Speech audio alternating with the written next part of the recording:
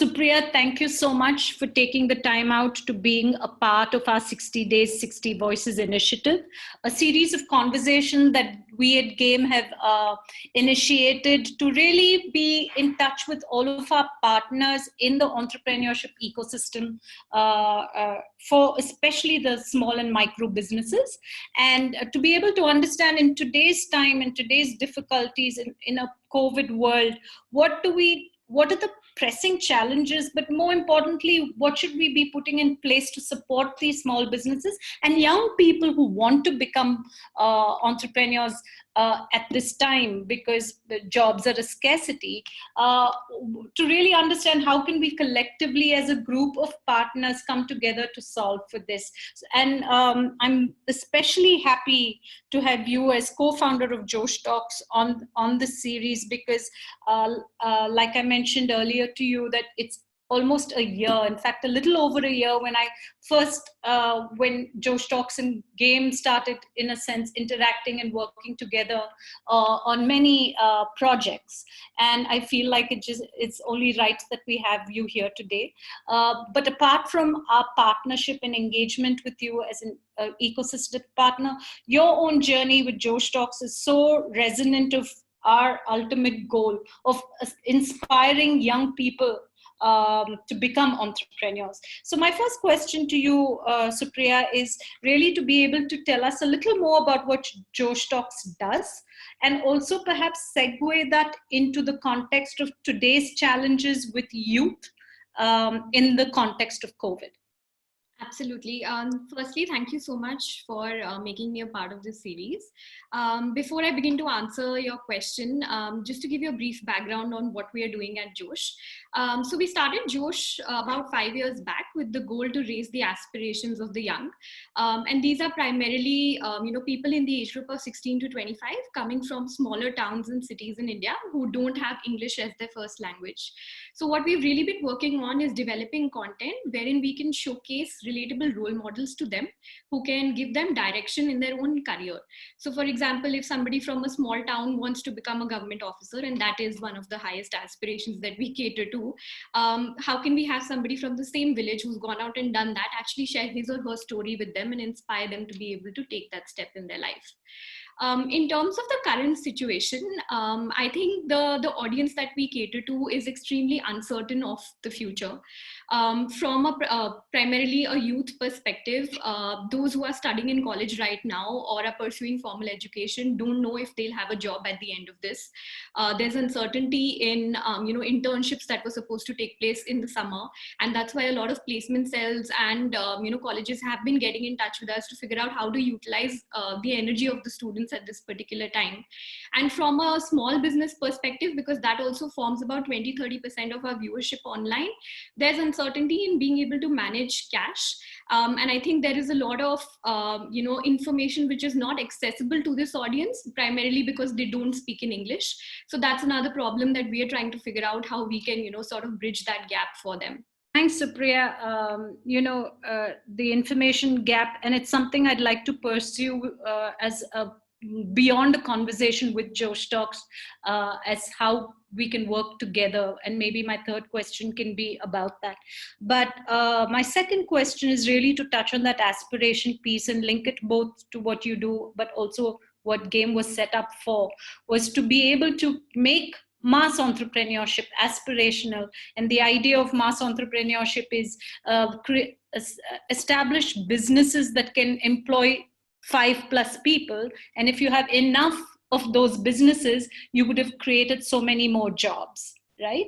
But in today's context, it's like a double-edged sword. You have students who are afraid that they may not get jobs, and therefore it's an opportunity. And yet you have these very small businesses struggling to survive. What are you as Josh Talks doing from a content perspective to address these challenges and kind of positioning it in a forward-looking manner? And B, are you seeing any other innovative ways that entrepreneurs are managing to survive?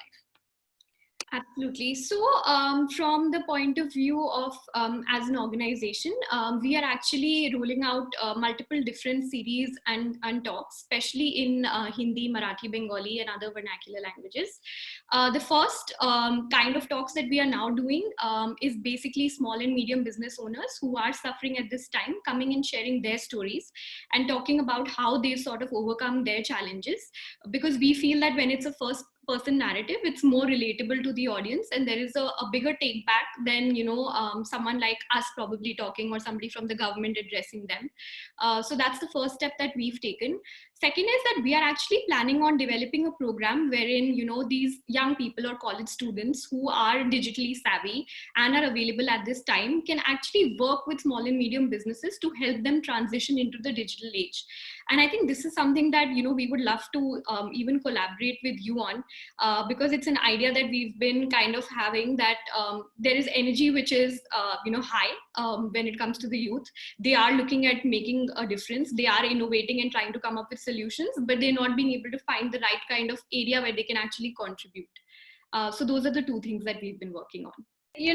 I feel like this is a time where really innovation, even from organizations like yours and ours, can really think of things that we perhaps wouldn't have. Sometimes in safe times, you think of safe solutions, but in difficult times, you're willing to think out of the box, much as I hate that term. Mm-hmm. But one of the ideas that one of the conversations we had with the Better India threw up was, the idea, and this is specific to the whole information gap, of can we create almost like a Khan Academy for these young people and small businesses?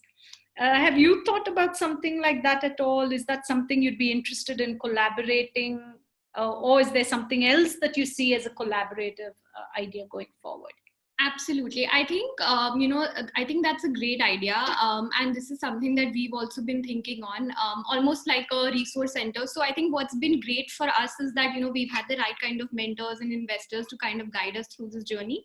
But for people who are, who are running small and medium enterprises, may not have this access to information. So bridging that becomes almost a social responsibility for organizations like ours. So yes, I do feel that we would be interested on working on that. I think the first thing that this audience really needs at this point of time is inspiration and motivation.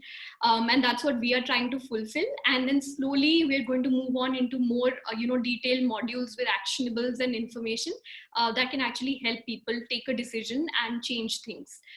So yeah, I think we should all as a collective work on this together. If I were to summarize what you've said through, the different responses, you've emphasized on the need for aspiration and inspiration at this point.